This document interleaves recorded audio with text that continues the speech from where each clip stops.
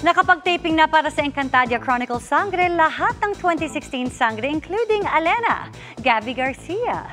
At busy na rin si Gabby sa hosting gigs kaya grateful kay Boy Abunda. Alamin kung bakit sa chika ni Aubrey Carampel.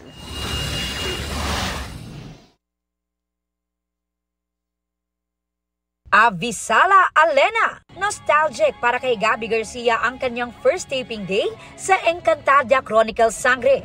Ayon kay Direk Mark Reyes, sa pagtapak ni Gabby sa set ng serye ay nakapag-report for duty na ang lahat ng OG Sangre mula sa Encantadia 2016. Muli raw nakasama ni Gabby sina Sangre Perena Glyza de Castro at si Cassiopeia Solen Yusaf. Medyo nanibago lang daw si Gabby sa pagsasalita muli ng Enchan at malalim na Tagalog.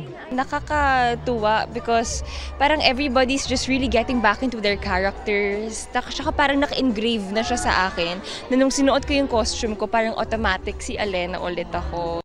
Nakapag-taping na rin sina Sangre Danaya Sanya Lopez at Hara Amihan Kylie Padilla.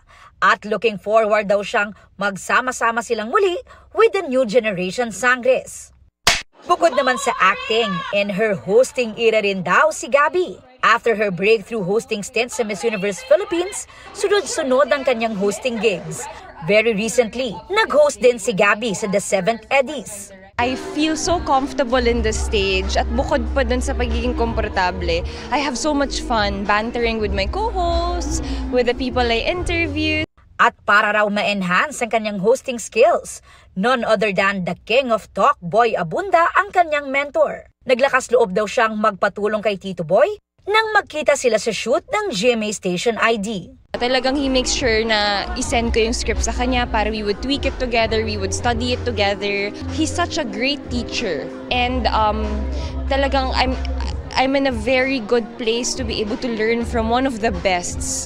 Ngayong araw, dumalo naman si Gabby sa Vogue Talks with the Business of Fashion founder Imran Ahmed. Isa raw sa takeaways niya ay ang tungkol sa AI o Artificial Intelligence. It's such a helpful tool nowadays. We feel like it replaces so much jobs, but actually no AI is perfect and we still do the best jobs. People still do the best jobs. It's there to help us and to enhance and to elevate things. Aubrey Carampel, updated showbiz happening.